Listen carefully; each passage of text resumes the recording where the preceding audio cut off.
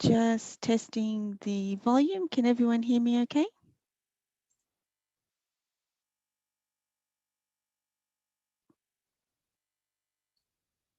Thanks, Rowan. All good. We'll start at 9, and as per usual, Q&A will be on the Discord.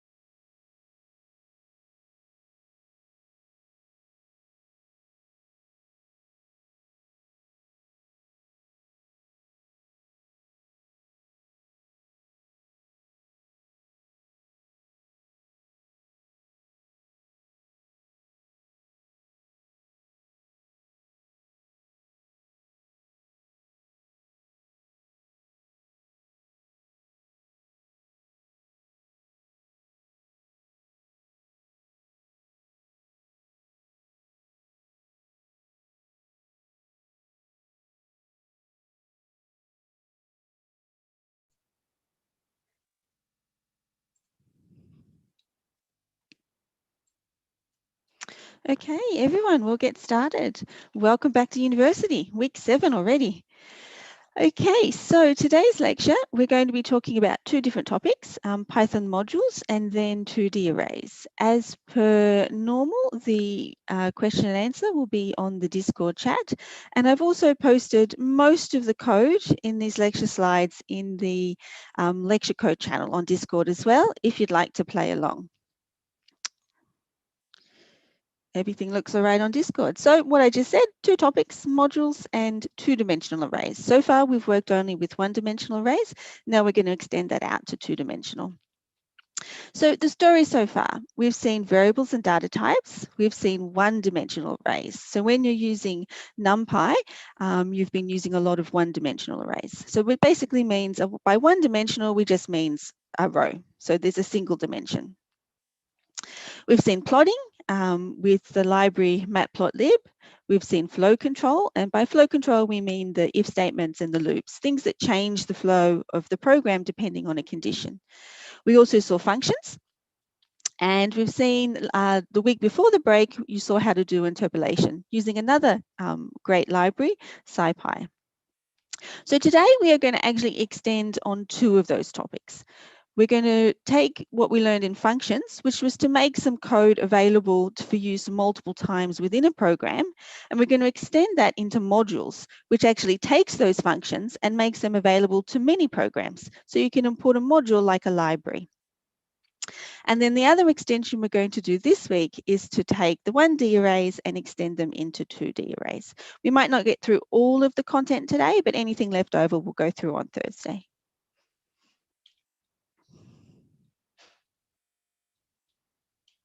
Why is page down not working? There we go. So a module is actually really simple. A module is just a Python script saved as a .py file.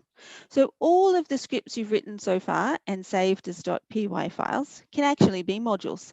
So the Python file you submitted for this morning, hopefully by this morning for your assignment, could be considered a module. Now, package is just another terminology you might hear quite frequently, is just a collection of modules. And sometimes that's used interchangeably with the word libraries. And I think of libraries as just packages or modules that is shared with others. So it's a library because we've shared it out for lots of people to use.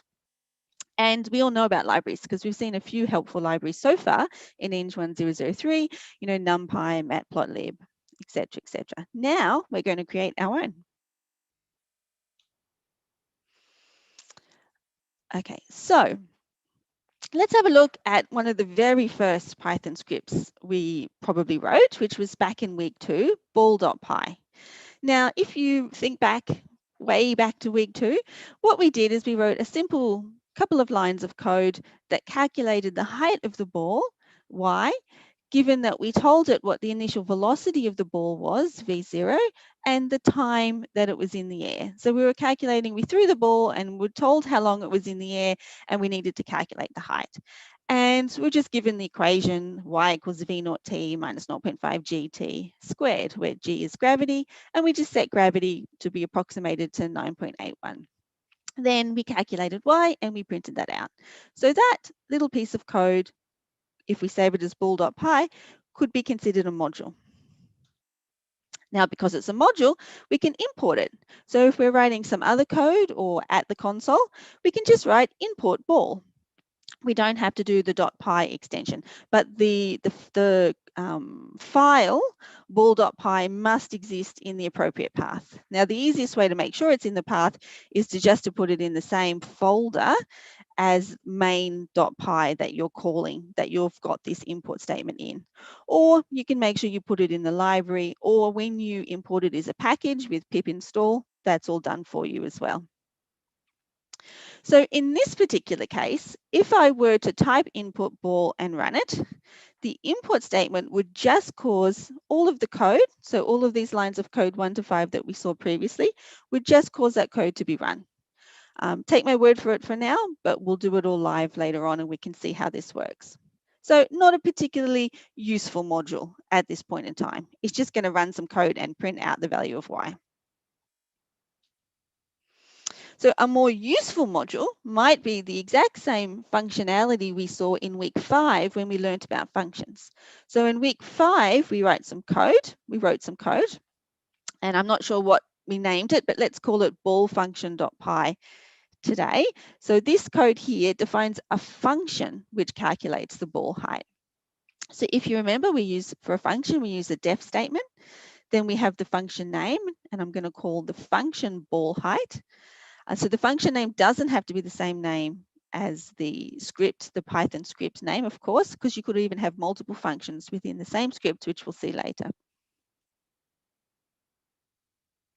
Okay, so we define ball height, and we have as input variables v0 and t.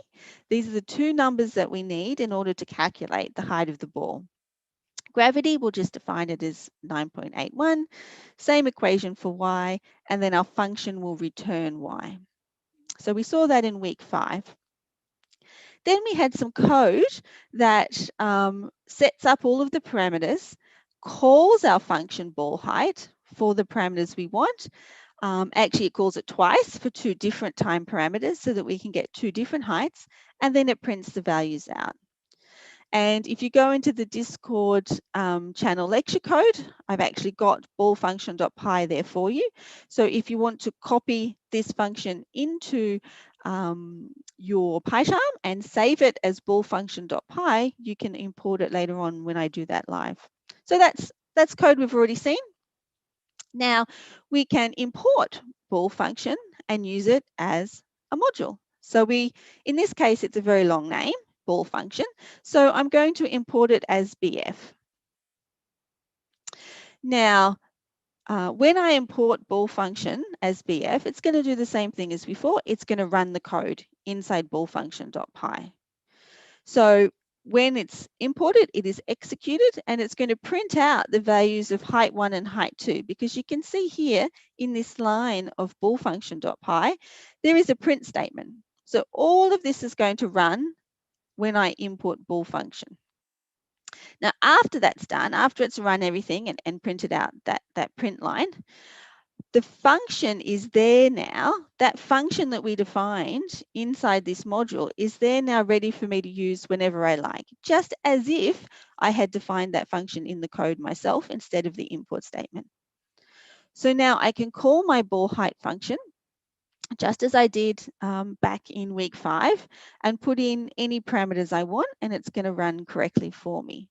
But remember now, because it's coming from a module, from a library, I have to call it by library name dot function, just like we did with matplotlib, just like we did with NumPy.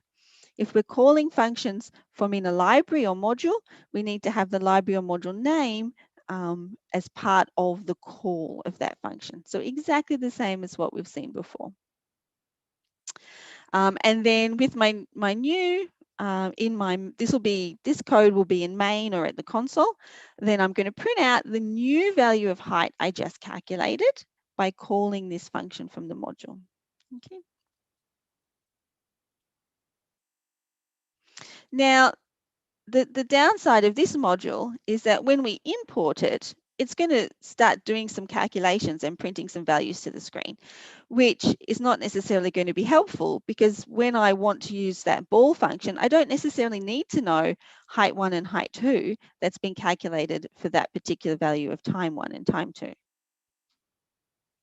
So let's just write a completely new module. And inside this module, let's just define some functions and do nothing else. So in this particular module, I'm going to define 2 functions now, ball height, which was the previous function. And in this function, it's exactly the same function as before, but I've defined it a little bit differently to save space. So I've allowed a third parameter G, which has a default value of 9.81. Now, as we saw in week 5, we can, when we call ball height, we can just specify v0 and t and allow the function to use the default value, or we can override it. So we have a couple of options now when we call that function ball height. And just because I can. I've also defined another function, time of flight. I'm not sure if we saw this function in the lectures, but it's in the textbook. And basically what it does is if you give it initial velocity, it will tell you how long the ball was in the air before it landed back down on the ground. So two functions here inside my module. And again, we can import my module. In this case, I'll call it ball. So the benefit of defining the module in this way by just having a Python file that only has some function definitions is that now we have something that looks and acts a little bit more like the libraries we're used to.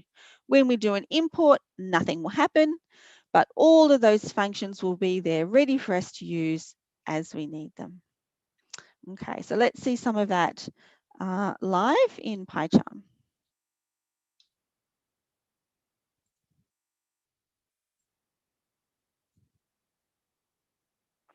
So hopefully you can all see that okay.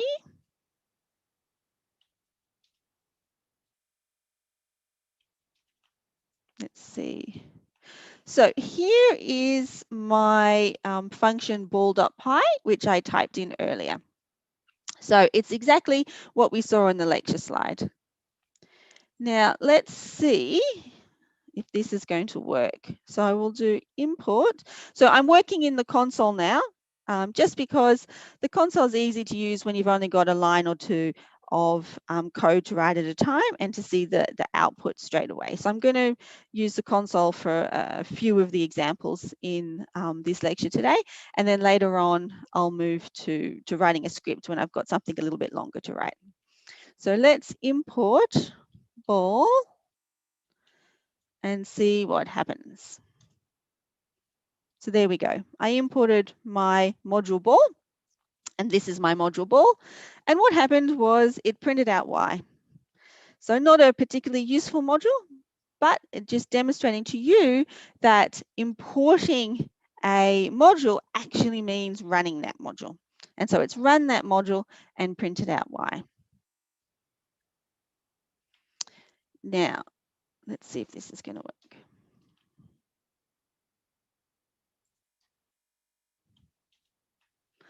So here is the ball function.py, which I also typed up earlier.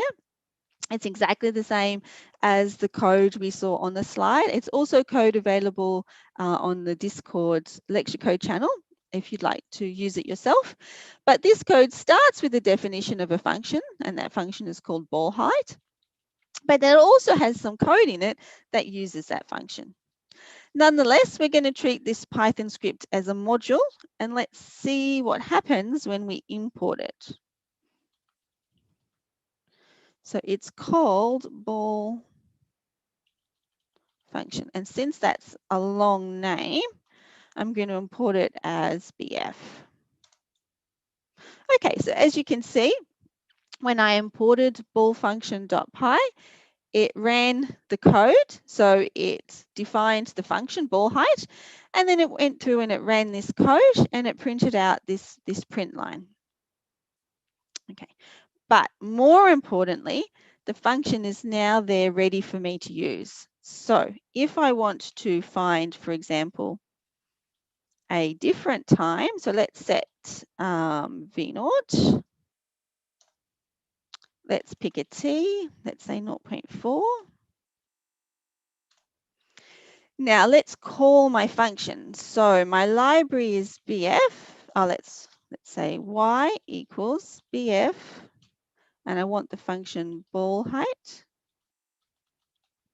If you see here, it's helping me with the function name because I've imported it as a module. And when I import it in as a module, PyCharm knows all of the names of functions that were defined in that module, which is a great help if you can't remember them. So V0 and T. Now let's see what Y was. Yeah, I think that looks reasonable. So there you go. We've now created a somewhat usable module library function now, a module, I should say. There happens to be one function in it in this particular module.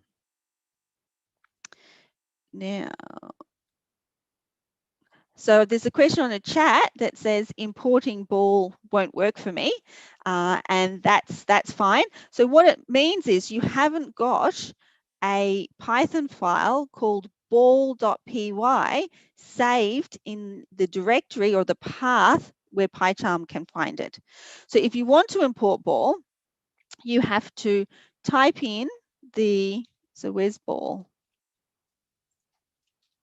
So this one was ball. So you need to type all of that code into a script and then save that script as ball.py. When you've done that, then you can import it into your console or into another Python script.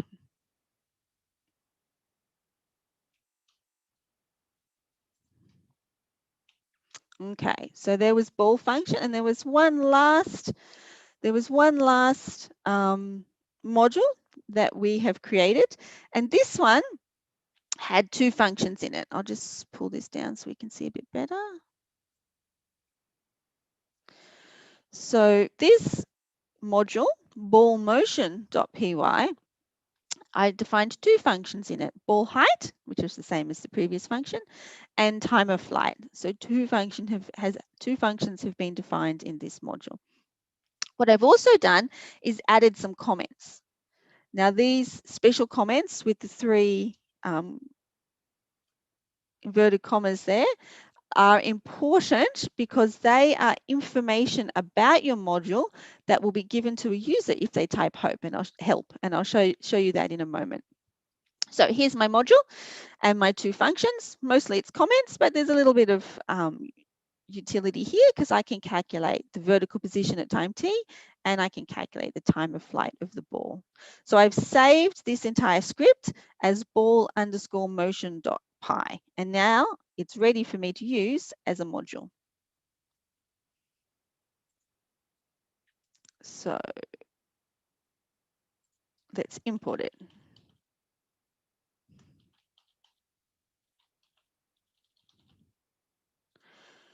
I think I wanted to call it ball, so let's do that. So import ball motion as ball. Okay, fantastic. Now I can use my module ball, so I can import any of those functions in there.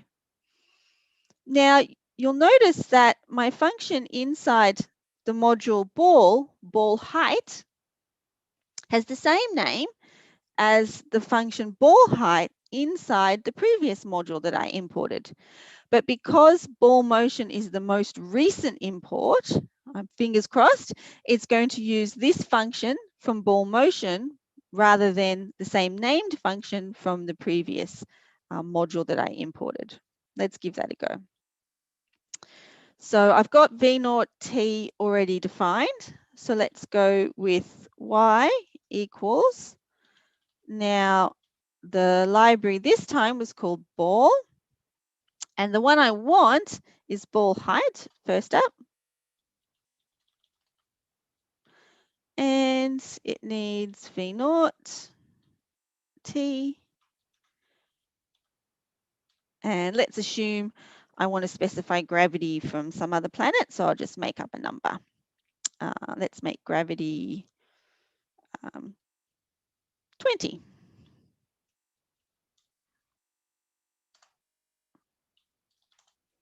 So I get a different value of Y, and that makes sense because I defined a different value of gravity. No problem at all. And I can also call the other function from that module, the time of flight. So let's do that one. Let's call it time. Ball dot, and then time of flight. So I have to give it V0 again, but I'll let it stick with the old gravity. And so the ball was in the air for a little bit over a second. There we go. Now, one last thing I want to show you, which was the point of all of these comments. So I have a comment for the module, and then each function has its own description of what that function does.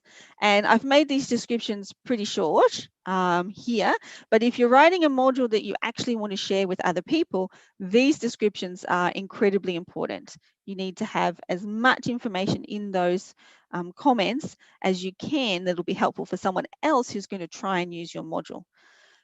But now I think I called it ball. I can just write help ball. Let me make this bigger so you'll be able to see it.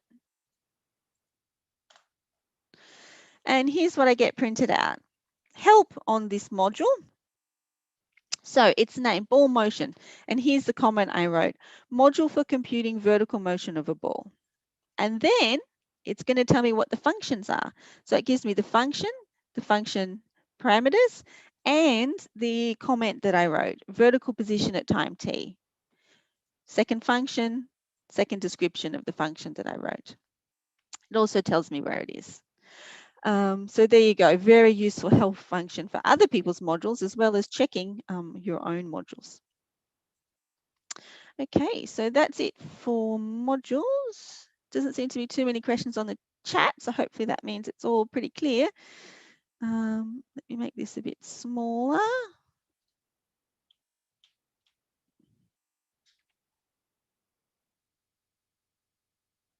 Okay, so this is what I already showed you.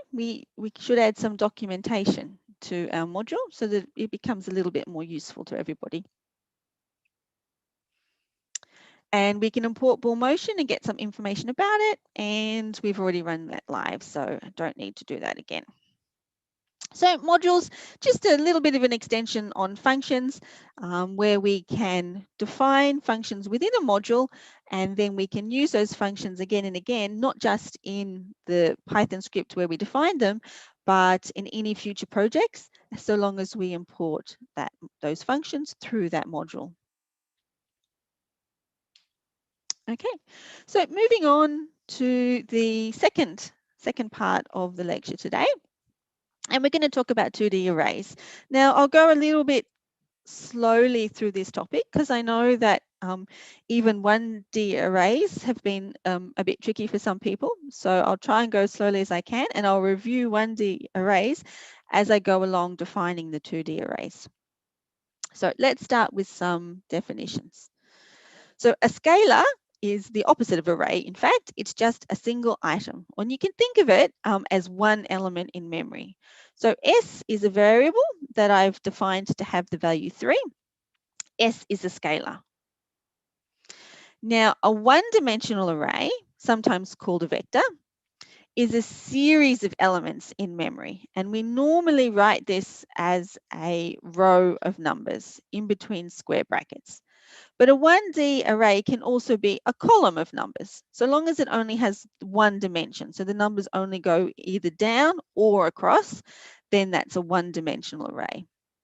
And we've seen a lot of one-dimensional arrays so far in ENGG1003, but here is an example of a one-dimensional array. A, which has the values 3, 1.9, 4.8, and 6.2. So this is a one-dimensional array of length 4, because it has 4 separate values in it. And each of those values by themselves we could access as a scalar. Okay, so here's where we do something new. A two-dimensional array, sometimes also called a matrix, particularly in the context of mathematics, is a rectangular array of items. So it's still a series of elements in memory, but it is indexed differently. So what that means is how we talk about those elements is different in a two-dimensional array, or how we access those elements is different in a two-dimensional array to a one-dimensional array. So in your head, you need to think of what a one-dimensional array looks like is this, and what a two-dimensional array looks like is this. So this particular two-dimensional array has 3 rows. So the first row is 1, 2, 3. The second row is 4, 5, 6. And the third row is 7, 8, 9. We can also talk about a two-dimensional array by talking about its columns. So the first column is 147, and the columns go from left to right.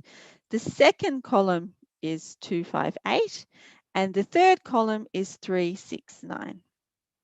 So a two-dimensional array is made up of horizontal one-dimensional arrays called rows, but we can also think of it as being made up of vertical one-dimensional rows called columns.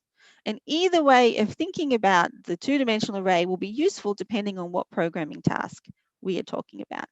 So this is a Python independent definition of what a scalar is, what a one-dimensional array is, and what a two-dimensional array is.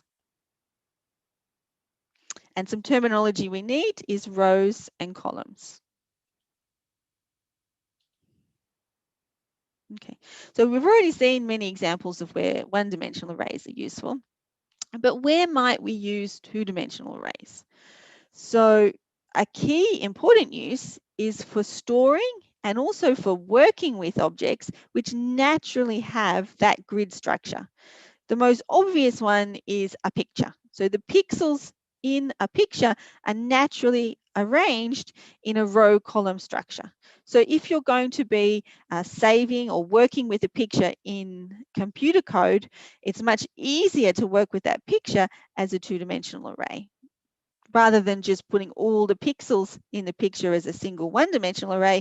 That would be very difficult for you to figure out what was going on where. It can also be very useful to think about two-dimensional arrays when we're working with data sets.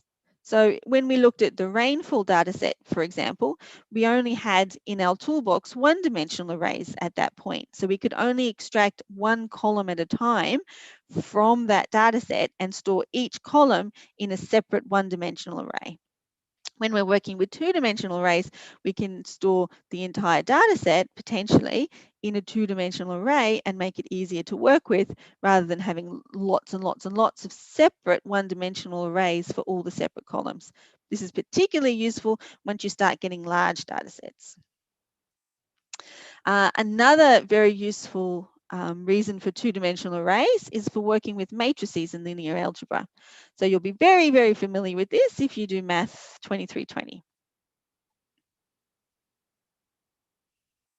Okay, so in ENGG1003, we are going to use NumPy when we talk about arrays. There's a couple of different ways you can actually work with one-dimensional and two-dimensional structures in Python. One of those is lists, which some of you I've noticed have already been playing around with, and that's totally fine. But in ENGG1003, we are going to be focusing on using NumPy for our arrays. And the reason we're focusing on NumPy for our arrays is because this is an engineering course, and a lot of the things we want to do in programming and engineering involves maths. And NumPy arrays are much more useful when it comes to mathematical operations than the traditional Python list structures. Okay, so a couple of features of NumPy arrays is they must contain all entries of the same type. So all integers, all floats, all characters, all booleans, etc. And that's a function of NumPy arrays, which is not necessarily the case for the other types of one-dimensional or two-dimensional objects in Python, such as lists. Okay, so NumPy can actually handle more than two-dimensional arrays. It can handle arrays of dimensions up to 32 dimensions, and we won't be using 32 dimensions in ENGG1003. But some of you may have actually stumbled across this idea when you were doing the assignment. When you called, for example, if you called numpy.zeros and you put as an input to numpy.zeros an array, you got an error message along the lines of NumPy can only handle up to 32 dimensions, because the Python interpreter thought that you were asking for a multi-dimensional array of zeros, because you'd put in, instead of a single number as an input to np.zeros, you'd put in many, many numbers, and it thought you wanted many, many dimensions. We'll see that a little bit more later on, but that explains that error some of you were getting when you were doing the assignment. Okay, so a little bit of a reminder first before we talk about creating two-dimensional arrays, quick reminder on how we create scalars and one-dimensional arrays. So how can we create a scalar? Well, we can simply define it, s equals 3.0, and then we've created a scalar s, which is a float. Or we can define it s equals 2, and then we've created a scalar s, which is an integer. We can also create scalars using functions, such as the numpy pi function will give us a scalar which is a float equal to the value of pi. And we can also use functions on arrays which return a scalar. So for example, the length of an array A is a scalar which is equal, an integer in fact, which is equal to the number of entries in A. Okay, so that's some examples. There are many, many more, of course, of how we could create a scalar in Python. Creating a 1D array. So there's three main ways we've seen to create a 1D array in Python. np.zeros. So this is a function in NumPy which creates our one-dimensional array of zeros when we give it a single scalar input, which is the number of zeros we require. So np.zeros4 will give us a one-dimensional array with 4 zeros in it. We also use linspace, which is another function from NumPy, and it will give us an array of linearly spaced numbers from, in this case, from 0 to 3 with 4 numbers in total. So it starts at 0. Actually, I think that might be a typo. I'll check that later.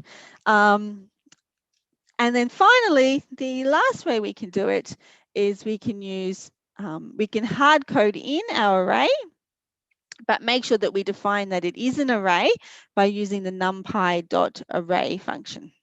So np.array turns this, which is actually a list, if we define it like that, turns it into an array, a NumPy array. So the function array has as its input a square bracket and then the numbers we want inside our one-dimensional array. So in this case, we've created a one-dimensional array of floats where the values are 3.0, minus 1.9, 4.8, and 6.2. And of course, we remember that Python has zero indexing, starts with zero indexing. So this is entry 0, this is entry 1, this is entry 2, and this is entry 3. We don't start at entry 1, we start at entry 0. Okay, so that's the revision of what we've done already with one-dimensional arrays. So now let's look at two-dimensional arrays. So the same functions that we saw for one-dimensional arrays can also be used for two-dimensional arrays. We just have to define the parameters a little bit differently. So inside Python, the way we define a two-dimensional array is we start with square brackets to say that it's an array, and then we define every row of the array one at a time, each inside its own square brackets. So we have an array. The first row is 1, 2, 3. The second row is 4, 5, 6. And the third row is 7, 8, 9. So this line of code here gives me this array here. So it's got 3 rows in it, and each row happens to have 3 entries in it. So this is how we hard code in an array. But we can also use the numpy.zeros function. And this was what I was talking about a little bit earlier. Instead of specifying a single number, which is equal to the number of zeros in a one-dimensional array, if we want a two-dimensional array, we specify 2 numbers. So this array is 2 by 2, okay, 2 rows and 2 columns. But it's the same numpy.zeros function we've been using before. It's just we're giving it different parameters now to tell it that we actually want a two-dimensional array. Okay, and we tell it how many rows and how many columns we want. Before, we just told it how many columns we wanted because it was a one-dimensional array. There was only 1 row. Right, so maybe we'll go to Python and try out some of those things.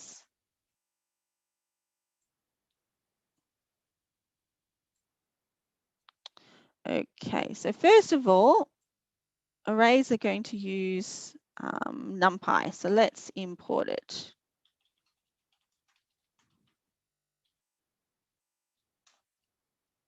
Okay, so I'll just give some examples of some scalars. Well, we've already got some here actually. So over here on the right, we can see all of the variables in the console. And previously we defined a scalar t, which happened to be a float, 0.4, scalar time, scalar v0, and scalar y. So we've already got a few scalars in there, one of which is an integer and 3 of which are floats. Now let's define a one-dimensional array. So what was the example that I had? I'll try and make it the same. Okay, so I had A equals, all right, so I had 3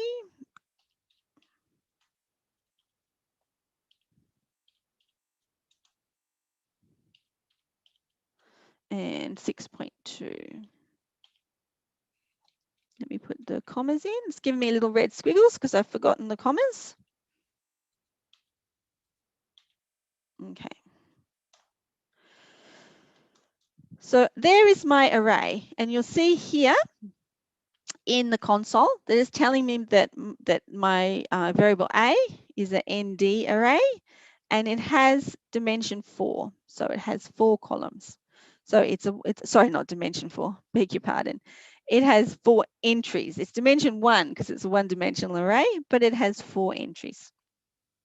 Okay.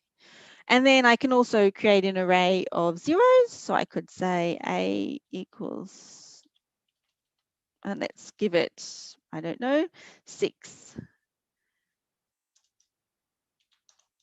And so there's A with my 6 entries 0 as requested. All right, now we've seen all that before, so that shouldn't be new, but let's move on to some two-dimensional arrays now. Okay, so I'm going to use the same function I used before, np.array. So I'm going to create an array like I did before, but now I'm going to specify each row one at a time. So let's call the first row 1, 2, 3. Don't forget commas, Sarah. And we call the second row 4 has entries 4, 5, 6. Oops, that's not a 6. And the third row has entries 7, 8, 9. Let's see if that will work for me. So there is my two-dimensional array M with the first row 1, 2, 3, the second row 4, 5, 6, and the third row 7, 8, 9. And if we look over here at our list of variables, we can see that M is still an ND array, but now it has 3, 3, which means 3 rows and 3 columns. Okie dokie. Now, let's look at how we can index those arrays. So how do we access the single numbers inside the arrays if we want to use them for some reason? And we've seen that already with one-dimensional arrays. So if I was to say, so I want to take, so I defined an array A above, and it had 6 entries. Let's take the first entry, so index 0. Now, the value is going to be 0 because actually the last time I defined the array A, I defined it as all zeros. So you can see this is how we index an entry of an array. We use square brackets. So we use the array name, and then square brackets, and then we say which entry in that array we want, and the entries are numbered from 0 through to n-1, where n-1 is the total number of where n is the total number of entries in the array. So this particular array had 6 entries, so the last one will be indexed by 5. Okay, And of course, if I try and ask for an element in the array that doesn't exist, so I ask for element number 6 when the actual elements go from 0 to 5, then I get an index out of bounds. So I've tried to access a value in my one-dimensional array that doesn't exist. And that's the kind of error that I'll get. Now, what happens with a two-dimensional array? So I index a two-dimensional array in a similar way, but now I have to specify both the row and the column that I want to take that value from. So I have a two-dimensional array M. Let's remember what was inside it. Now I want to take out, let's go with the first row, first column. So now I still use square brackets to say that I'm looking to access an individual entry inside M, but I have to say the column that that entry is in and the row that that entry is in. So let's see. So my array is M and I want the first row and the first column. What did I get? 1, perfect. Now let's try another entry. Let's go with the last row and the middle entry. So we got 8 as expected.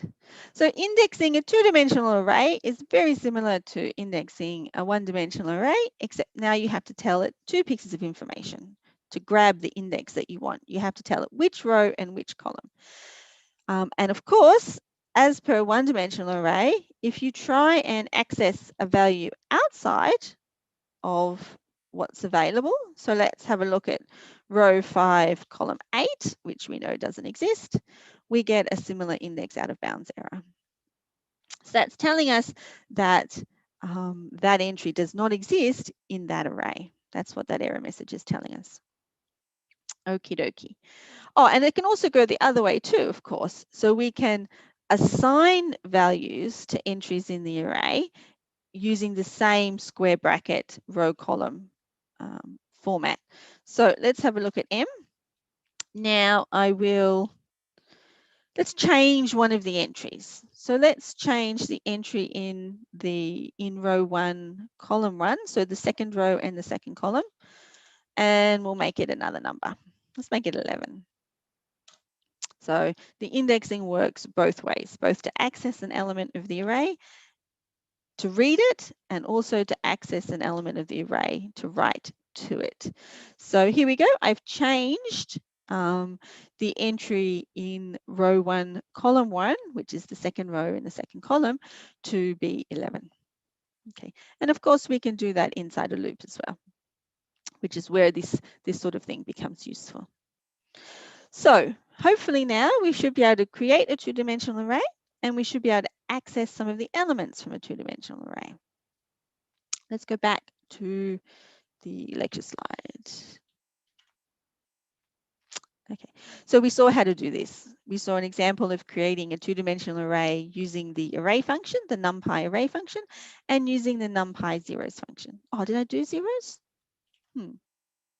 Not sure. Let's give it a go.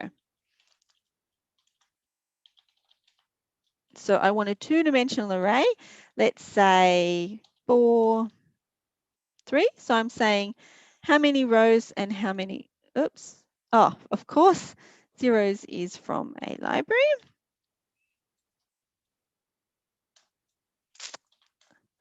And so there we go. I've created a two-dimensional array M, which has 4 rows and 3 columns of zeros.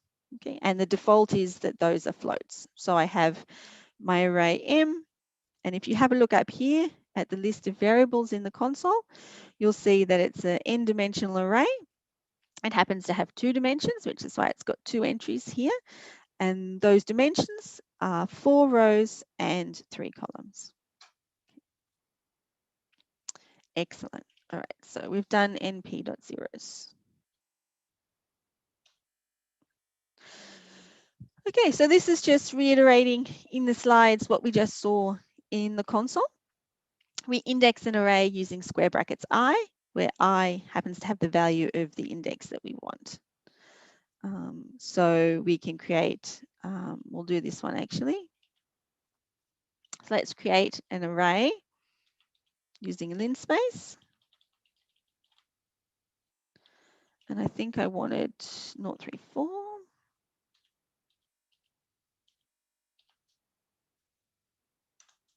So there we go. So we have an array A where the entries are linearly spaced between 0 and 3, and there are 4 of them. And let's access some of those entries. So A2 will be the third entry. Okay. And then with the two-dimensional array, we have to specify 2 values when we index the array. We need to know the index of the row and the index of the column. And we saw all of these examples just now on the console. Okay, so here's a new thing that doesn't necessarily follow on from what we've seen before. So sometimes if we have a two-dimensional array, we might not just want to access a single entry. Maybe we want an entire row or an entire column. Now we could do a loop and we could index the entries one at a time and assign them to an array to hold the index or the column. Of course that would work, but of course there's a quicker, easier way to do that. And the way we do that is by using the colon character to represent all of the entries. So if you see colon instead of a number, it means all of them. So whereas previously we might have said access M row 0 column 1, we'll say access M row 0 all of the columns. So we want row 0, but we want all of the column entries in that row. And all of the column entries in row 0 actually gives us a one-dimensional array, which is row 0 of the two-dimensional array M. Okay? And we can do that the other way for the columns too. So if we have our colon for the rows, that means we want all of the rows, but column number 1, which is actually happens to be the second column because of 0 indexing. So we want the second column, all of the row entries in that column.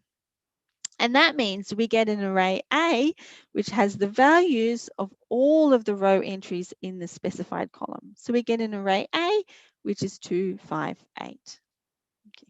So this is how we pull out one-dimensional arrays from within a two-dimensional array, where the one-dimensional arrays we want are either the rows, a row or a column of that two-dimensional array. And that colon character means all of them. So all of the rows or all of the columns, depending on where you put it. Now, here's a tip that I'm sure will cause some problems when you actually start writing your code. If you write M with a single index, so if you have a two-dimensional array M and you only give it one parameter, so M1, now that's not clear what you're asking for there. Are you asking for the first entry in the array? Were you trying to ask for a single entry, but you just forgot to give the second number? So you gave the row index, but you forgot to give the column index, which is probably more likely what has happened. Or were you trying to pull out row 1, but you forgot the colon for the specification of the columns? Now, Python is going to assume that that's what you wanted, that latter option. So if you write M1, Python is going to assume you meant to write this, and it's going to return you row 1. So it's going to return, in this case, 4, 5, 6. So the trap for young players, if you think you're accessing a 2D array as you would a 1D array, you're not going to get a single scalar returned. You're going to get a row returned. Okay, so watch out for that. If you're looking for a scalar but you're getting an array instead, it's probably because you've got your indexing of your two-dimensional array incorrect. Okay. So we can also, as well as just specifying that we want one row or one column of our bigger two-dimensional array, We can also specify that actually want a subset of the columns. So maybe we want columns 0 and 2, or columns 1 and 3, or if it's a really big array, columns 66 and 97. So we can pull out a subset of the columns of our two-dimensional array to create another smaller two-dimensional array, which was a subset of the original one. So, for example, here is our array M, which we've seen many times before in the slides. It's a 3 by 3 array. Now, I'm going to create I'm going to pull out a row, a one-dimensional array, A, which I'm taking it from row 0 of M and columns 0 and 2 of M. So previously here, we just saw a single number. We took a row and a single column. Now we're taking a row and 2 columns. So row 0 and columns 0 and 2. So if we look at our original matrix, this is row 0, this is column 0, and this is column 2. So we're pulling out entries 1 and 3. So in this line here, we're creating a new one-dimensional array, which has 2 entries in it. It has the entries from row 0 and columns 0 and 3. So our one-dimensional array, A, has the entries in it 1, 3, because those were the entries, the corresponding entries in M. We can also, again, using this colon character, say that we want all of the rows, but specific columns. So in this case, we're creating a new two-dimensional array, and I'm calling it M2, where we take all of the rows, but only columns 0 and 2. So if this is M, we're taking column 0 and we're taking column 2 and we're pulling those out into a new two-dimensional array. So here is our new two-dimensional array M2, which is all of the rows from M, but only columns 0 and 2. Okay. So that might take a little bit of practicing to get used to, because there's a couple of different things going in here in terms of how you can take out values from a two-dimensional array and get exactly the specific values that you want. And there's one more variation where we can use colon again, but we use it to index a range of entries. So colon by itself means all entries. Colon with a number, an integer before and after it, means a range of entries between those integers. So let me, probably best seen with an example. I have an array M, which is the same as before, but I want columns 1 to 3.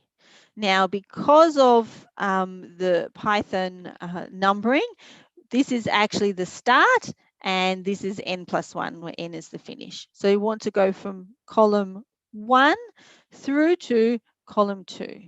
So column 1 through to column 2. We could have just said, give me column 1 and give me column 2, but sometimes if it was a much bigger array, we might be saying, give me column 1 through to column 20. In that case, we grab all of those 20 columns and to create the new two-dimensional array. But in this case, we want all the rows and we want columns 1 through to 2. So this is column 1 and this is column 2. So we're creating a new two-dimensional array with that range of columns. So this is called array slicing. It also works for one-dimensional arrays. So if we have a one-dimensional array, array A, we can create a new one-dimensional array, which is a subset of the old one-dimensional array. So we have our new array A2, where we want to take A, but only entries from 1 to 3. And because our array, we actually defined it 0, 1, 2, 3, 4. This is entry 0. This is entry 1, 2, 3, 4. We want entries from 1 to 3. So we want these 3 entries, 1, 2, 3. Okay, so let's see some of those things in PyCharm. Okie dokie. So what did we do first? We will extract some rows from M. So let's define M.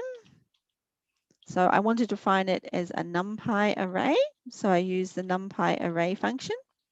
Now it's a two-dimensional array. So I give the brackets to say it's an array, and then I specify the rows also in brackets, one row at a time. So the first row was 1, 2, 3, 3, comma. The second row is 4, 5, 6, comma. The third row was 7, 8, 9. I'm doing this again because I recall that I changed the value of M before. So we'll start from scratch and make sure we have the M that we thought we did. Okay, so M, my two-dimensional array, my three rows by 3 columns has been set up. Now let's take out the first row of that array. So you want the first row of M. Now, square brackets because we're indexing M, but rather than asking for a single value from M, we're going to ask for the entire row from M. So we want row 0, but we want all of the columns. And so A, so there we go. There's our array A, a one-dimensional array A, which is equal to the first row of M. Now we can pick a column as well. We can create an array which is a column of M. So this time, square brackets, because we're indexing our array. We want all the rows, and let's go with column 2, which will be the last one. So my one-dimensional array A has entries 3, 6, 9, because those are the column of M. Okay, what do we do? I'll show you so that you, so let's say I write M1. You see that I will get row 1 of M. So I won't get a scalar. It's assuming that I'm asking for that. So if I write M1, it's going to assume that I meant comma colon after the 1. Now with an array, of course, because it's one-dimensional, I can easily write A1 and I'll get exactly what I want. Okay, because it's a one-dimensional array. So I only need to give it one parameter to pull out a scalar. But with the two-dimensional array, if I want to pull out a single entry, I have to give it 2 parameters. Okay, the row and the column indices.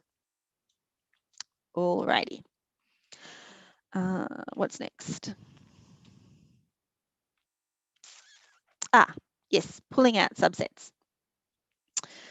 Okay, so far I've pulled out a single column. Let's now say that I want 2 columns of M. So I want all of the rows, but I want columns 0 and 2. There we go.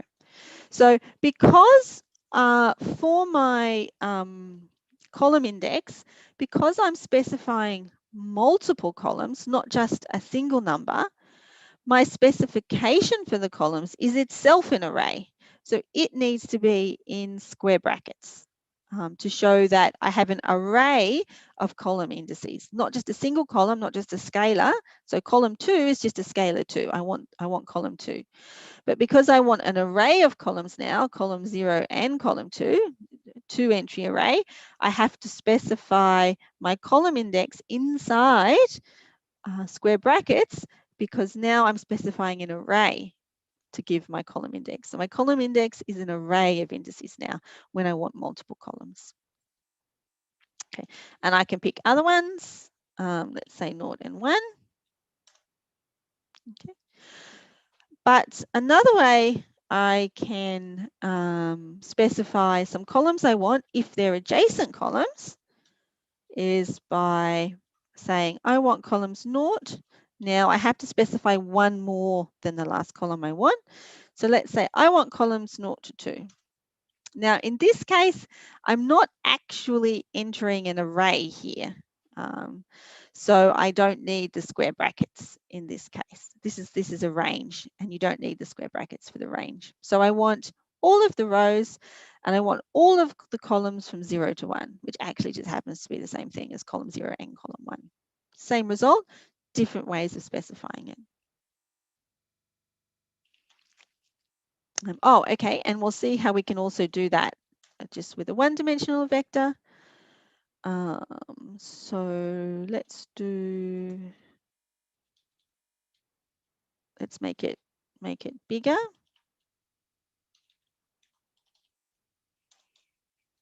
So there's my one-dimensional array, and let's say I want a subset.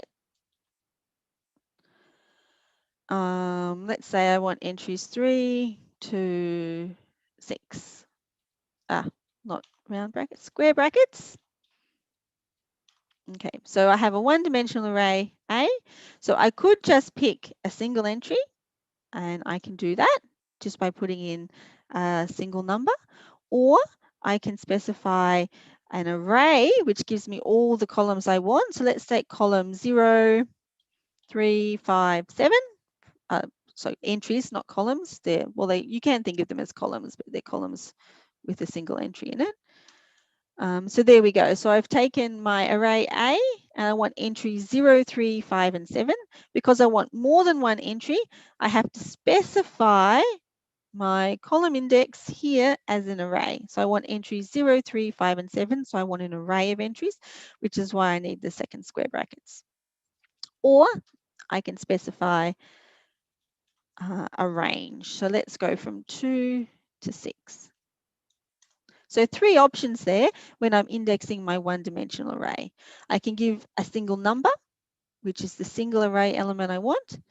I can give an array of numbers, which is the set of array elements that I want, or I can give a range, which gives me all of the array elements between that range from A to B minus 1.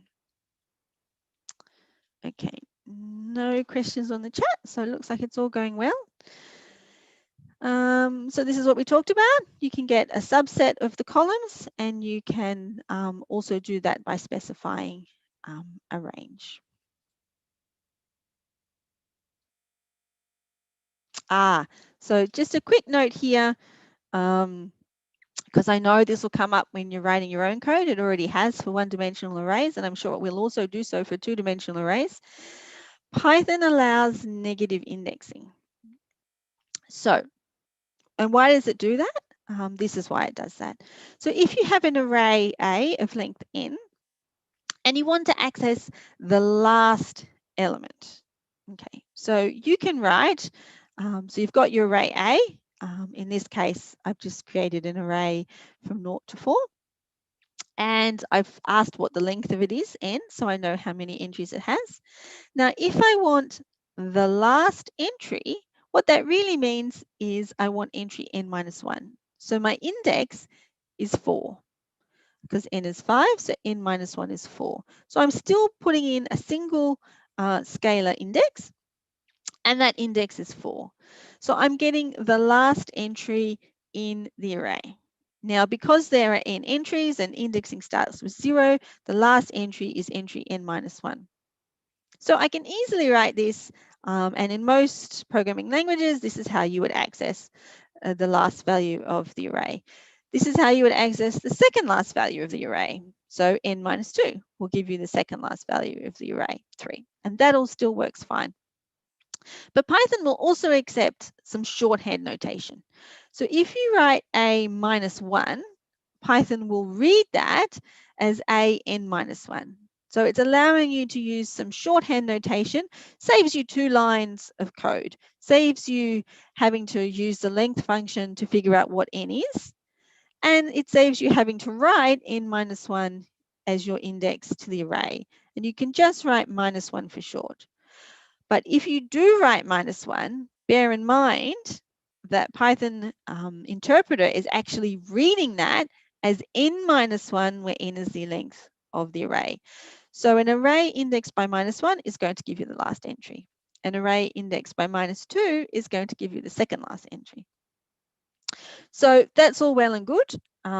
Saves you some typing when you're writing your code. But when you're new to coding, this can often cause you an issue, because if you accidentally have a negative array index that you didn't intend to, and that can be very common if you are writing a loop and you're indexing starting with I equals 0 in your loop, and you try and access index I-1. So you've actually written a mistake. You shouldn't be accessing index -1 because it doesn't exist. And Python's going to think you're actually indexing the last element of the array, which it will allow you to do. So it won't crash, it won't throw an error. It'll just happily put in the last value of A of the array, which you didn't intend. Okay, so that is a problem. You have to be careful you're not using negative indexes to arrays unless you know what you're doing, because Python will let you do that, whereas most other programming languages would throw an error at that point. But Python will let you do that because it thinks you're using shorthand notation to try and get the last element of the array. And this is also true with two-dimensional arrays. So with a two-dimensional array, in either the row or the column entry, you can write -1 to mean the last one.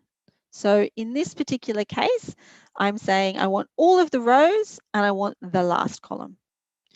And in this particular case, I want the entry in the last row, but the second last column. So negative indexing also works for 2D arrays. But you can also index in the, I guess I would call it the more traditional way, by saying I want the length, the last column -1 or the last row -1. But in order to do that, we need to figure out how do we find the size of a 2D array. If we just do length or len, the len m, where m is a two-dimensional array, it will give us the number of rows. So when you ask for the length of a two-dimensional array, the number it will spit out is the number of rows. Okay. If you want the number of columns using the length function, you have to ask for the length of one of the rows. So if you ask for the length of one of the rows, it will give you the number of columns. So recalling from a few slides previously, if we do M0, it will give us row index, the entire row 0. Then if we calculate the length of that row, it will give us the number of columns. Okay? And so in NumPy arrays, every row has to have the same length and every column has to have the same length. So this will work no matter what value you put in here, as long as it's a valid row. So if you want to use the length function to find out the size of the two-dimensional array, you just do length of the array to get the number of rows and length of any row of the array to get the number of columns. Or you can use the NumPy size function. So the NumPy size function takes in two inputs, the array and also which of the dimensions do you want the size of. 0 gives the rows, 1 gives the columns. And if you have some multi-dimensional array, then this value here is the specific dimension that you're interested in. So it could be dimension 10 or dimension 11 or dimension 12, all the way up to dimension 32.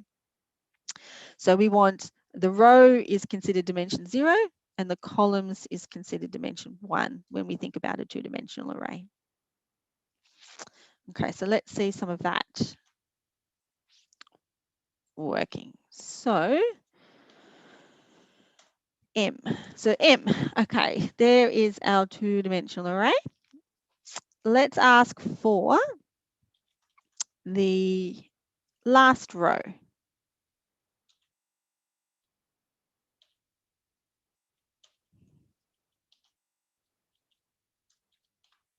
So the last row, all of the columns. So it's giving me 789. So the negative indexing works for two-dimensional arrays as well. Let's ask for a single entry now, a scalar, which is the last row and the second last column.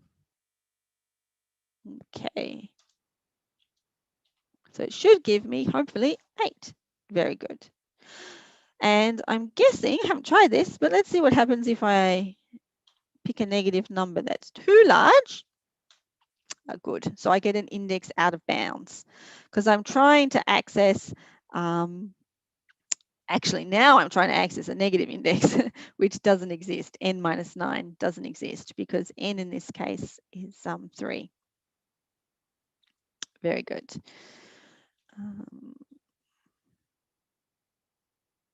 Oh, and I'll show you length as well. So the length of M, so remember that M is our two-dimensional array. So the length of N is 3.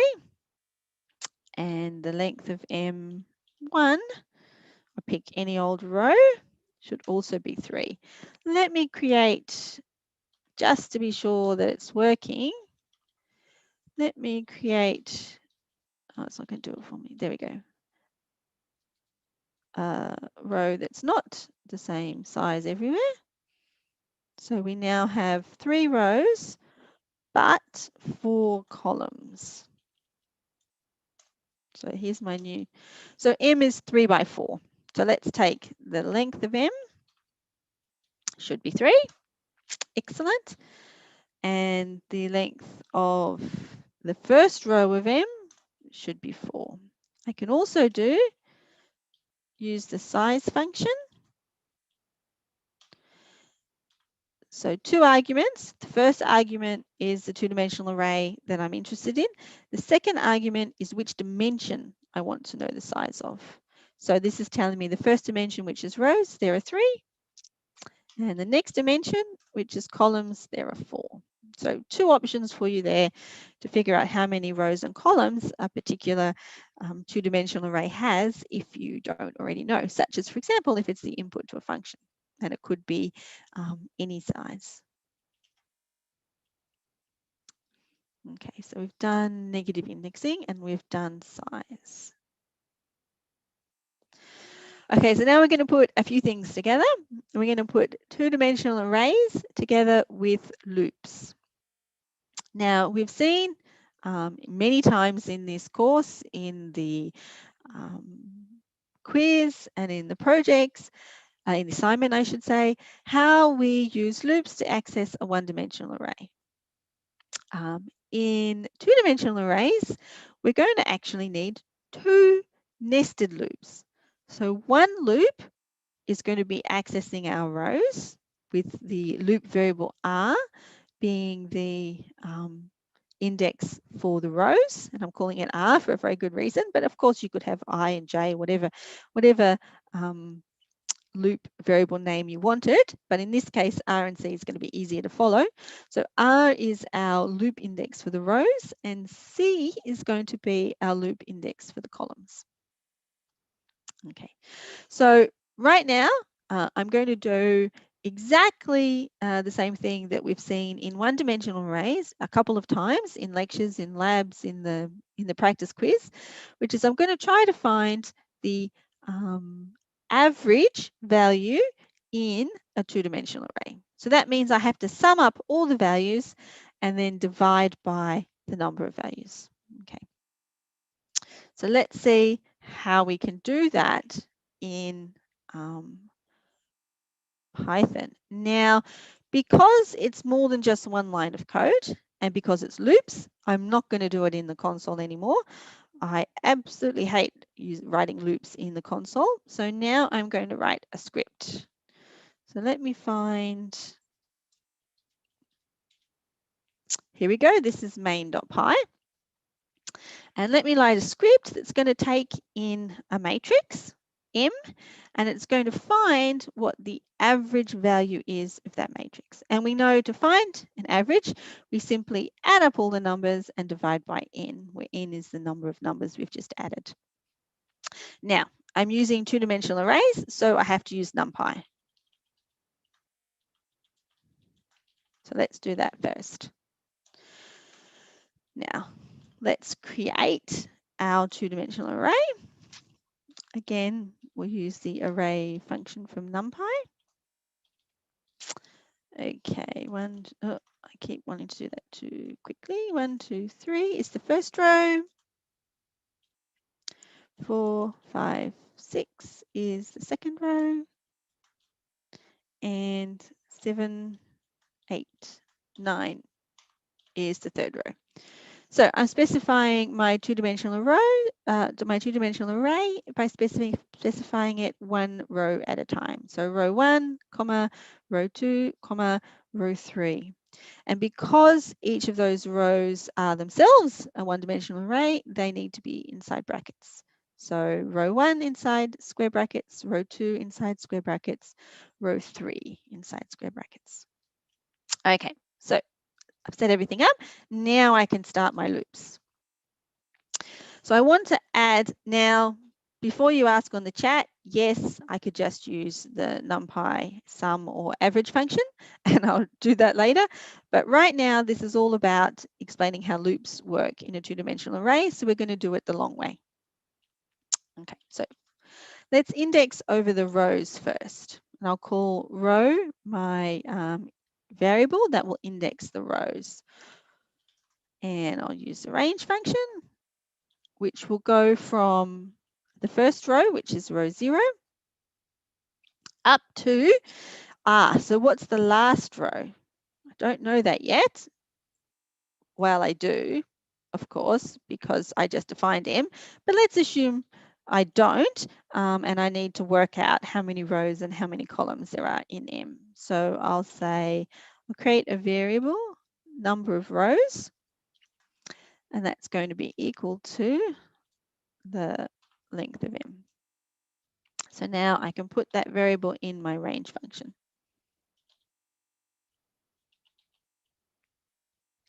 Okie dokie.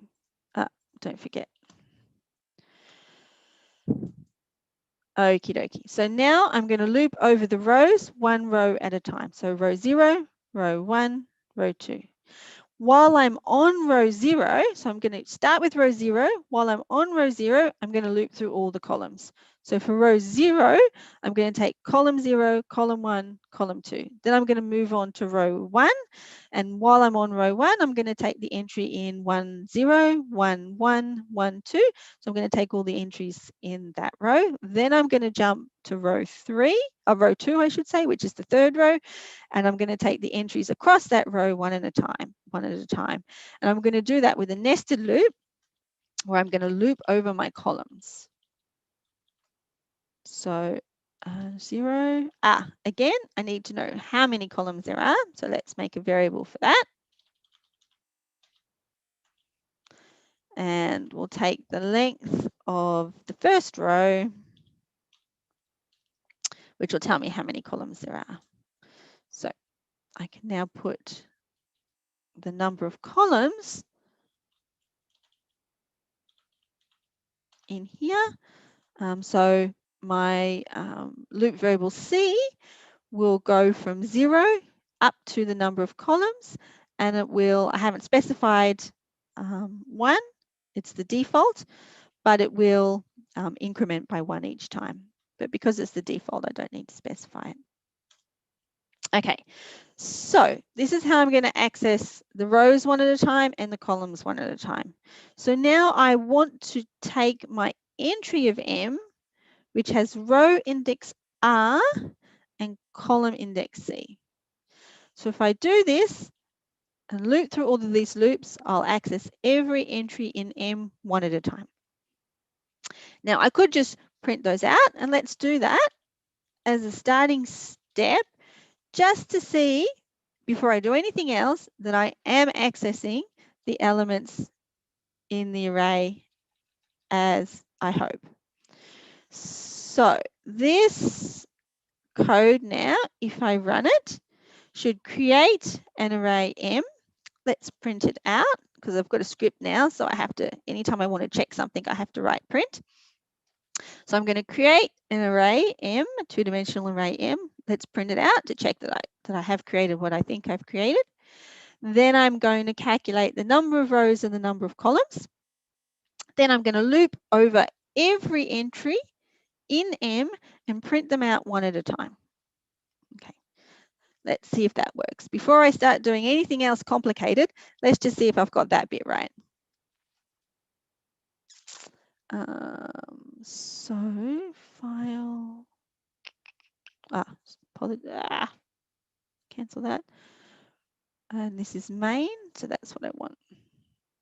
Okay, so I did create the array, two-dimensional array M like I hoped, and I am able to loop through all of the entries 1, 2, 3, 4, 5, 6, 7, 8, 9 across as expected. Fantastic. So now that I've checked that, I am getting the values I think I'm getting. What did I actually want to do with those values? I wanted to add them all up, didn't I? So I need a sum variable then if I want to add them all up, and I have to initialize it to 0. And then I add each of my array variables to sum. So at the end of the day, sum, I've confirmed that I'm looping over all of the entries in my two-dimensional array. Now I just need to add them up. So let's check if that worked. Okay. There we go. So I got 45, which is the correct answer if I'm adding all of the values in this array. Excellent, almost there.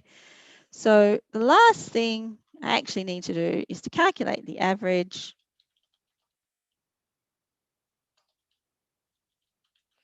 which is equal to all the numbers I summed up divided by the number of entries. Now, there's a couple of different ways I could calculate the number of entries. I could just say it's the number of rows times by the number of columns. Because, of course, if I have n rows and n columns, that's how many entries I have. And then I can print out average of m.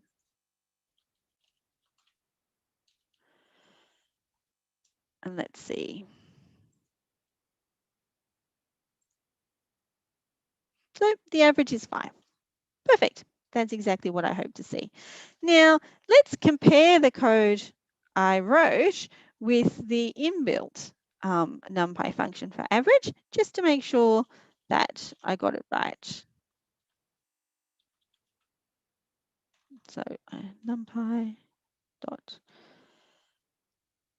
average of m. Okay. Nice sanity check. Excellent. So my code to calculate the average corresponded with the existing inbuilt NumPy function to calculate the average. Fantastic. Now, obviously, if you're writing some code and you're not told that you have to do it in a loop, then that's going to be a lot quicker than all of that. But if you're told to do it in a loop, this is how you need to do it in a loop for a two-dimensional array. For a two-dimensional array, you need 2 nested loops, one to index the rows and one to index the columns. Okay.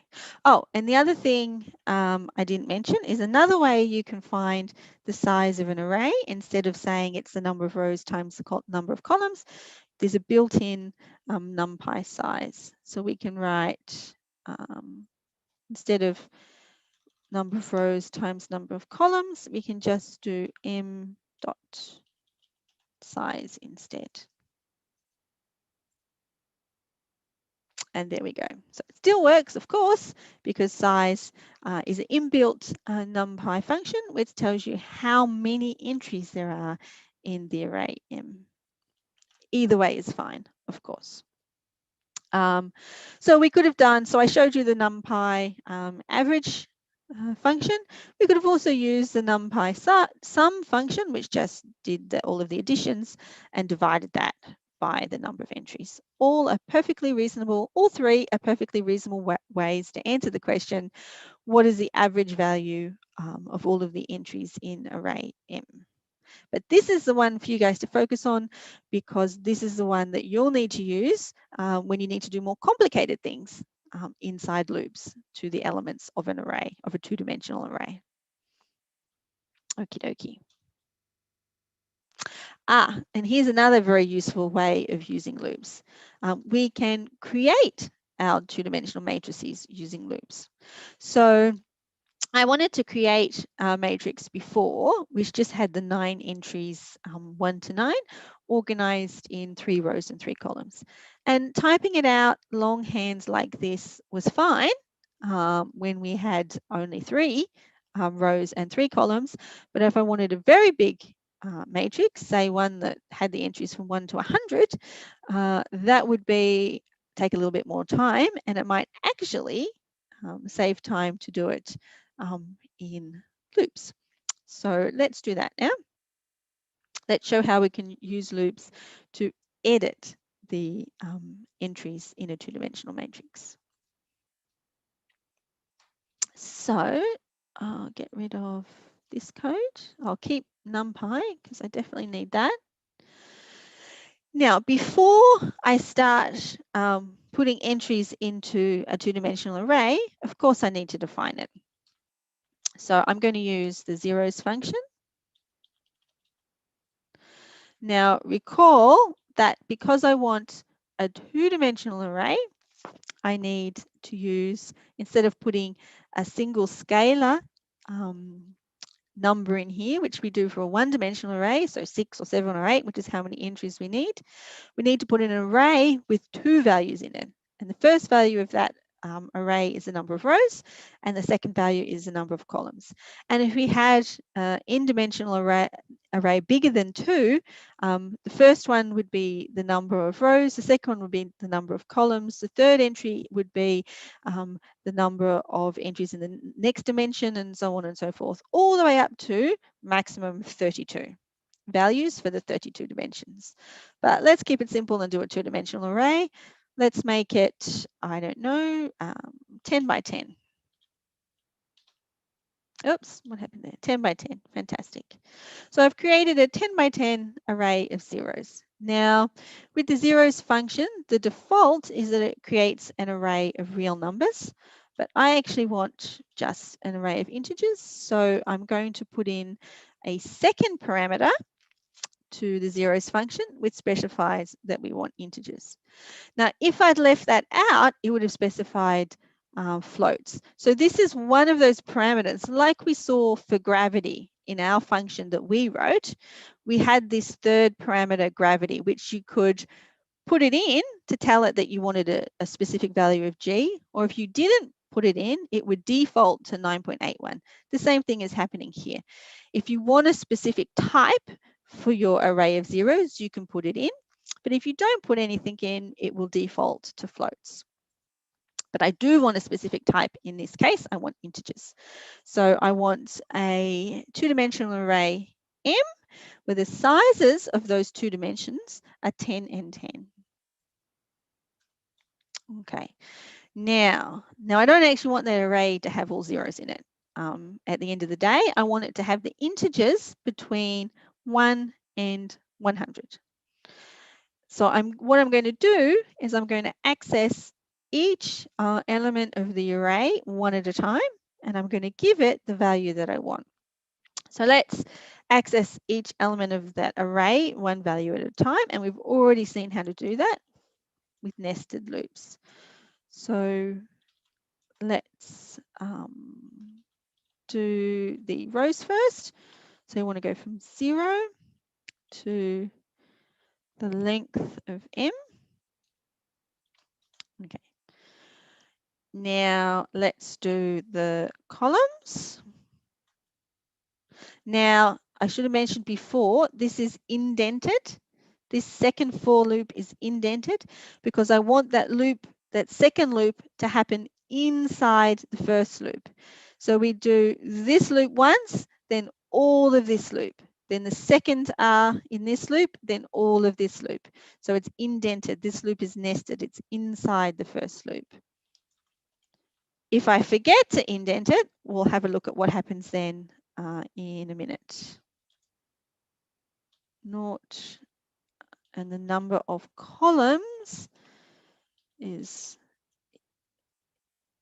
equal to the length of the first row. Okay, so now, just like before, I won't check that this works because I checked a minute ago that this nested loop works. What have I done?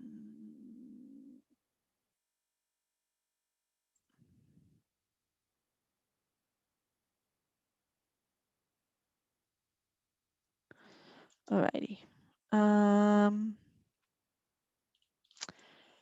Okay, so so now I want to assign a value. So let's go RC. So row column C, I want to assign a number, and that number has to go from 1 to 100. So let's call that number N. And first of all, though, I want that number to increment. Each time I put it in, I want to increment it to a new number. So N equals N plus 1. So each time I get inside each iteration of the loop, I'm going to increment that number by 1. Let's do it. Let's write it in and then increment it by 1. But of course, first time round, I need to know what N is. So outside the loop, I'm going to specify the first value for N. So N is going to start at 1. And then I'm going to write it in first time round into the first, which will be 0, 0, entry of my two-dimensional array M. Then I'm going to increment it, write it in, increment it, write it in, increment it, write it in, so on and so forth. And so now, hopefully, I will have created the two-dimensional array as I was hoping for. So let's run that.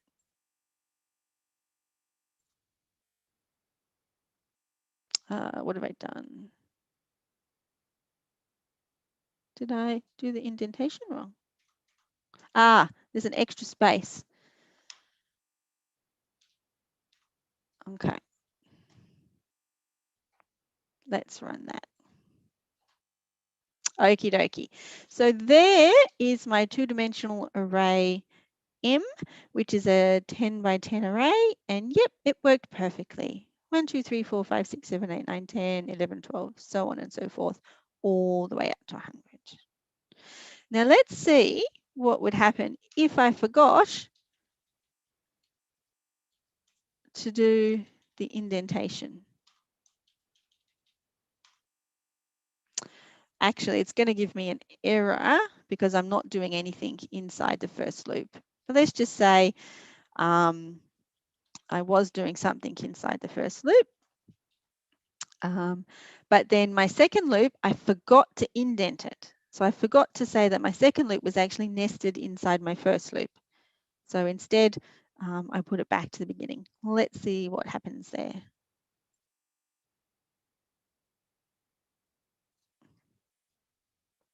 So you can see it's printed out R. So it's done the first loop, R equals 0, R equals 1, R equals 2, R equals 3. So it's done all of this, of course, up to 9, which is the last row index.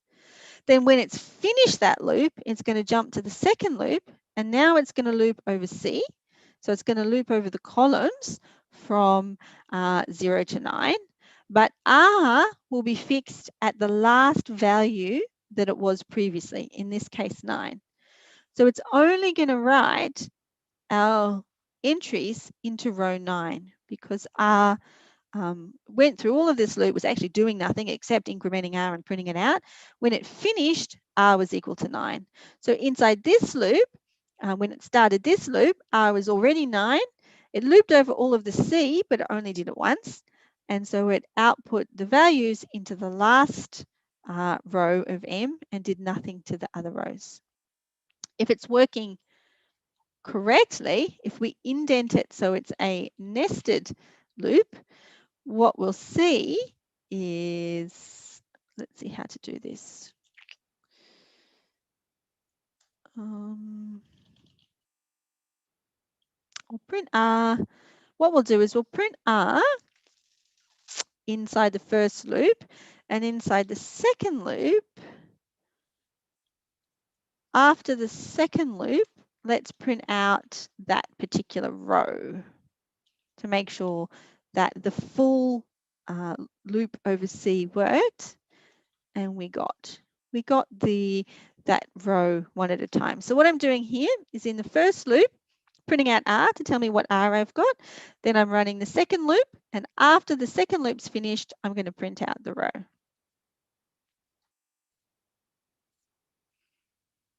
Okay. So here we are working through the loops. First loop, R equals 0. It runs the second loop and creates the row of M.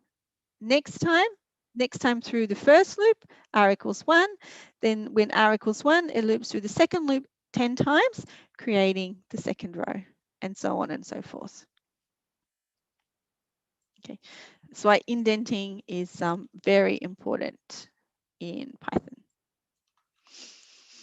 Okay, so this is how we can use loops to create the values in our two-dimensional array. And of course, this is a very simple way of creating the values, but you could have any number of mathematical expressions inside here, which calculates what this value n is that goes into the appropriate two-dimensional array index. Okay, so when you have arrays, you really going to be needing to use loops to access them. The good thing about NumPy though is it has a lot of functions available for you where it will do some simple things like calculating sums, like calculating averages, like dividing one array by another, which you would have seen in the assignment. So a lot of things that would normally require a loop if you're writing in another programming language to access all the elements of the array and to do that functionality, NumPy has already created a lot of those for you. So you don't need to use loops quite as much with two-dimensional arrays in Python as you would otherwise have to if you didn't have all of those lovely inbuilt functions or lovely NumPy functions available to you. But there's going to come a time when you need to do something in an array that someone hasn't already written into a function for you. And in that case, you're going to need to use nested loops like this, which is why I'm showing them to you. Okay. So I said that one of the ways we can use 2D arrays, which becomes a little bit useful, is when we talk about data sets. And we saw in week 4 in the lecture, and then later on you had some other examples in the labs, but we saw how we could import a CSV file using pandas, using the pandas library. And then we could extract a column or columns from that CSV file using NumPy to create them as one-dimensional arrays. And then we can access those arrays one at a time. But what we're going to do now is redo exactly that example from week 4, but this time using two-dimensional arrays. And just as a reminder, what we were doing with that example is we had a CSV file which was all of the rainfall data. It was actually not real data, it was just made up toy data, but it was rainfall numbers for 2010, 2012, up to 2020, one in each column. And we extracted the 2010 column and the 2020 column. And our question was, how many times had the rainfall reduced from 2020 to 2020 over all of the regions for which we had rainfall values. So we needed to extract the data, then we needed to check every entry for 2010 and 2020 for every region and see if the 2020 value was less than the 2010 value or not. So that was the problem that we were trying to solve way back in week 4. But now we're going to do that completely again, exactly the same problem, except we're going to extract those two columns that we're interested in. Instead of extracting them separately into one array called rainfall 2010 and another array called rainfall 2020, we're going to extract them into a two-dimensional file. Now, that specific rainfall.csv file will be in the lecture code channel. I think we uploaded it in week 4 in Discord. So if you want to have a play with me, that's where you'll be able to find the CSV file. Okay, so let's try this. First of all, we need to import pandas, because remembering that pandas is the library that we use for all of our importing CSV files. I think we called it PD before. Now, okay, we called it rainfall.csv.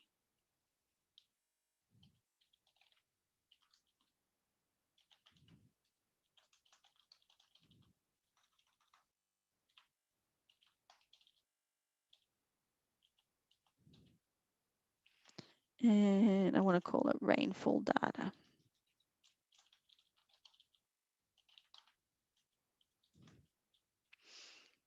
Now, let me just check that I actually do have that CSV file in my own path, because that's a good first step.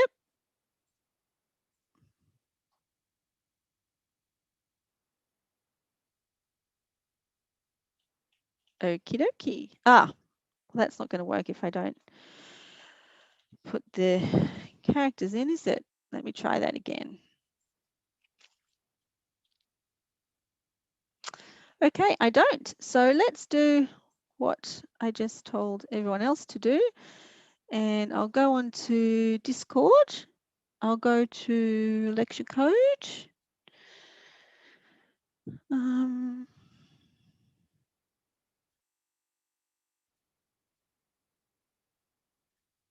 Where is it? Oh, it's not there. I've told a lie.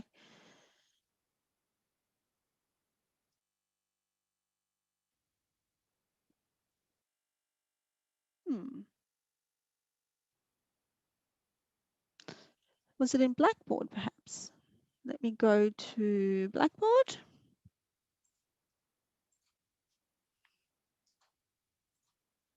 And check, see if I can find this CSV file.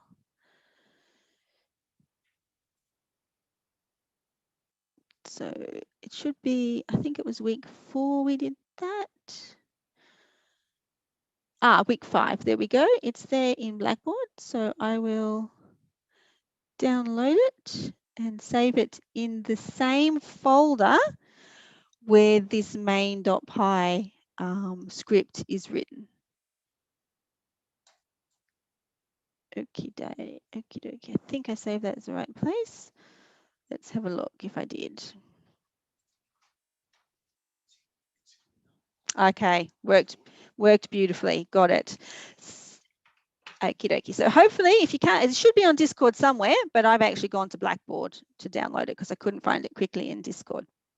Okay, so rainfall data, PD read, rainfall.csv. So I have loaded in my entire the entire CSV file.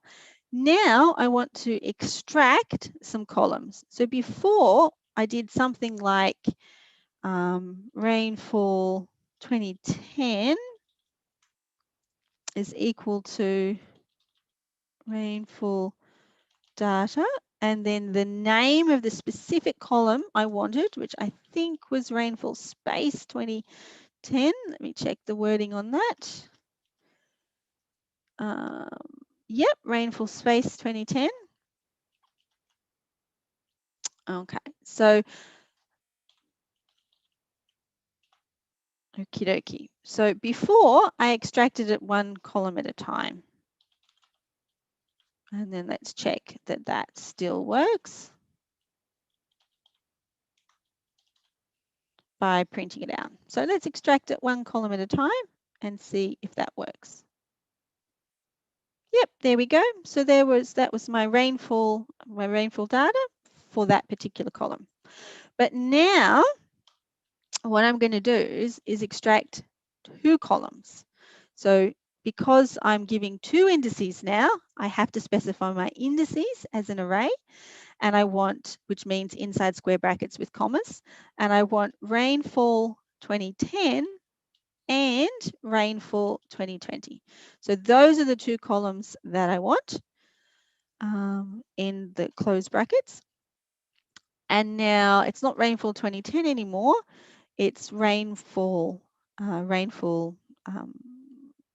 I won't make I was going to write rainfall 2D array, but that's going to be annoying later. So let's just keep it as rainfall, and we'll remember that it's a 2D array.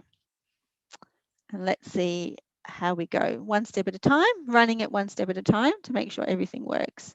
So there is our new two-dimensional array, which has as its columns the CSV file column that corresponded to 2020 and the CSV file column that corresponded to 2010 and 2020. So now I can loop over. This time I want to compare for each row, I want to compare the 2010 data to the 2020 data. So I actually want to loop over each row. So one row at a time, I'm going to compare the two entries. So let's do a loop for looping over rows. So I'm going to use R as my loop index because that's helpful for me to know what's going on inside the code. I want to go from 0 up to the number of rows in my two-dimensional array, which this time happens to be called rainfall. Okie dokie. I've forgotten to write in. That's why it's giving me red squiggles everywhere. So for R in, range from 0 to the number of rows. Now, let's just check that is working by, let's print out each row. Make sure I'm getting what I think I'm getting. So I'm going to loop over each row and just print it out. So I want row R, all of the columns. There only happen to be 2 of them, but that's okay. So let's just check that I am indexing all the rows that I think I am. So there we go. So first of all, it's printed out the entire two-dimensional array here. I'll just give us some more space. And then it's looped through each row at a time and printed it out one at a time. So it looks like my loop is working as I hoped for. Now I don't actually want to print out the row. What I want to do is I want to check if the 2020 data, which is column 1, is less than the 2010 data, which is column 0. So I'm checking, I'm saying, is the value in column, for this row, is the value in column 1 less than the value in column 0? And if it is, then I want to count that as one of my regions for which I have rainfall in 2020 is less than rainfall in 2010. So I have to initialize my count variable so that it starts as 0. Okie dokie. So my Boolean test needs to be inside brackets for my if, and then ending it with a colon. And so if it is true, so I'm going to check every row. If it is true, I'm going to add 1 to the count. And let's see how many of the regions had that property.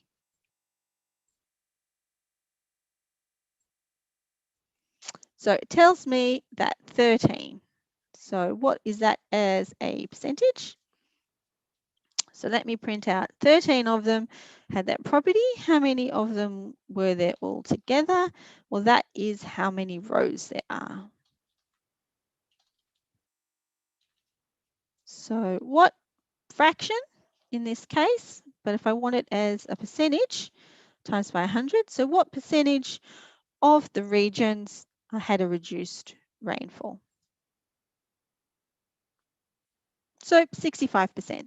Thankfully, I've gotten the same answer as we did last time, which you would expect because it's the same data, which is accessing that data in a different way by pulling it in as a two-dimensional array now instead of lots of separate one-dimensional arrays. When there's only two columns that you want, it's probably match of a matchness, which one is simpler. But if you're talking about a massive data set with a huge number of columns, you don't want to be importing one column at a time and storing each column in its own separate one-dimensional array. It's going to be much easier to import all the columns you want into a two-dimensional array. Okie dokie. So what's written here in the slides is exactly what I just typed up, only I've got a little bit nicer formatting to print out the output. And this code is available in the lecture code channel on Discord as well, if you like. So that's it for this week, well, for this Monday anyway. On Thursday, we're going to look at some more things we can do with two-dimensional arrays, and we're going to look at pictures, images, as an example of how two-dimensional arrays can be useful. Thanks, everyone, and see you on Thursday.